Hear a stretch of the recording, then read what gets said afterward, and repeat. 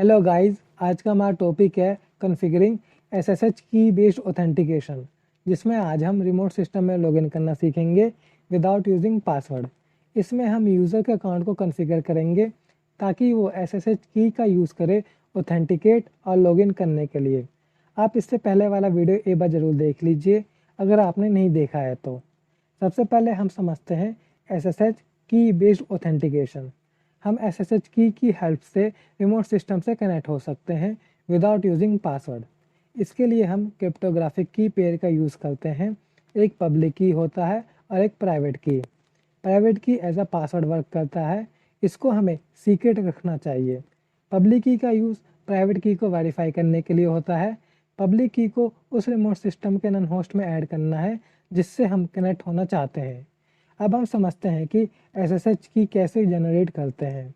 हम SSH -keygen command की help से SSH की पेयर जनरेट कर सकते हैं। ये हमें प्राइवेट एंड पब्लिक की जनरेट करके दे देगा। Example SSH-keygen। ये सबसे पहले नेम पूछ रहा है। अगर मैं कोई नेम नहीं दूंगा तब ये /home nonite.ssh IDRSA फाइल में सेव होगा। एंटर। इसके बाद ये पासवर्ड पूछ रहा है। मैंने पासवर्ड नहीं दिया। अगर आप पासवर्ड दोगे तो लॉगिन के टाइम हमें प्राइवेट की का पासवर्ड एंटर करना पड़ेगा। ये सिक्योरिटी पर्पज़ के लिए होता है। ये बता रहा है प्राइवेट की का लोकेशन और ये बता रहा है पब्लिक की का लोकेशन। पब्लिक की फाइल के लास्ट में .pub होगा। pub मतलब पब्लिक। अब हम समझते हैं पब्लिक की फाइल को रिमोट सिस्टम में कैसे शेयर करते हैं। हम SSH-copy-id कमांड की हेल्प से पब्लिक की को रिमोट सिस्टम में कॉपी कर सकते हैं। उसके लिए सिंटैक्स है SSH-copy-id space -i space public key space user name @IP address. अगर आप कोई लोकेशन मेंशन नहीं करोगे तब ये अपने आप यूज़र के नन होस्ट फाइल में सेव हो जाता है। रिमोट सिस्टम में लॉगिन करने के लिए हमें कमांड यूज़ करना है SSH-i प्राइवेट की यूज़र नेम @IP एड्रेस। अगर आपने प्राइवेट की पे कोई पासवर्ड सेट नहीं किया है तो हम लॉगिन हो जाएंगे। अदरवाइज़ पासवर्ड सेट है तो हमें पासवर्ड मेंशन करना पड़ेगा। अगर हमारा की पासवर्ड प्रोटेक्टेड है तो हमें बार बार पासवर्ड मेंशन करना पड़ेगा लॉगिन करने के लिए। पर हम SSH-agent कमांड की हेल्प से अपने पासवर्ड को थोड़े टाइम के लिए कैच में सेव कर सकते हैं और जब भी हम रिमोट सिस्टम में लॉगिन करेंगे तो SSH-agent अपने आप हमें पासवर्ड प्रोवाइड कर देगा। तो आइए देखते हैं इसको कैसे सेट करते हैं। सबसे पहले हम कमांड रन करेंगे eval $SSH-agent round bracket close. उसके बाद कमांड है SSH-add। फिर आता है प्राइवेट की। मेरे वाले केस में no one प्राइवेट की है। फिर ये पासवर्ड पूछेगा की का। मेरे वाले केस में हेलो पासवर्ड है। फिर हम लॉगिन कर सकते हैं। पर जब हमारा सिस्टम दोबारा से चालू होगा, रीस्टार्ट होगा, तो हमें दोबारा से इस कमांड को रन करना पड़ेगा। थ्योरी पार्ट में इतना ही। प्रैक्टिकल पार्ट में आपका स्वागत है। सबसे पहले हम SSH की जनरेट करेंगे विदाउट एनी पासवर्ड। SSH की जनरेट करने के लिए कमांड है SSH-keygen। एंटर।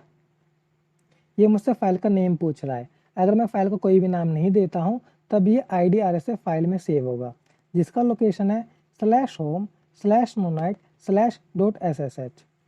एंटर। हमें जो होता है कोई पासवर्ड नहीं देना है इसलिए एंटर। Again enter. की जो होते हैं वो सेव हो गए हैं।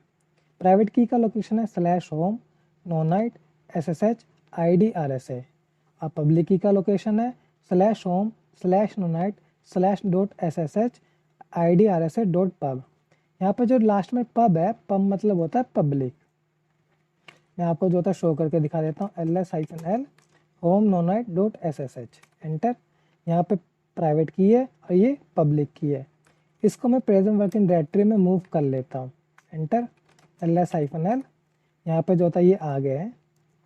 इसको मैं अब क्लियर कर देता हूँ। अब हम पब्लिक की को शेयर करना सीखेंगे।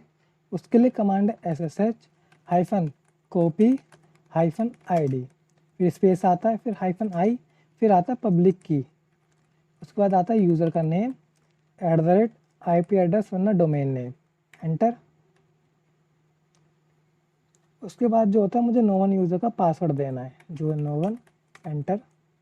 ये जो होता है कि कॉपी हो गया है नो वन यूज़र के नन होस्ट में, इसको मैं क्लियर कर देता हूँ। अब हम रिमोट सिस्टम से कनेक्ट होंगे यूजिंग प्राइवेट की, ls-l। IDRS जो होता है मेरा प्राइवेट की है। कनेक्ट करने के लिए कमांड है SSH-I, उसके बाद आता है प्राइवेट की ID_RS से, उसके बाद यूज़र का name no one @IP address 192.168.0.107, enter.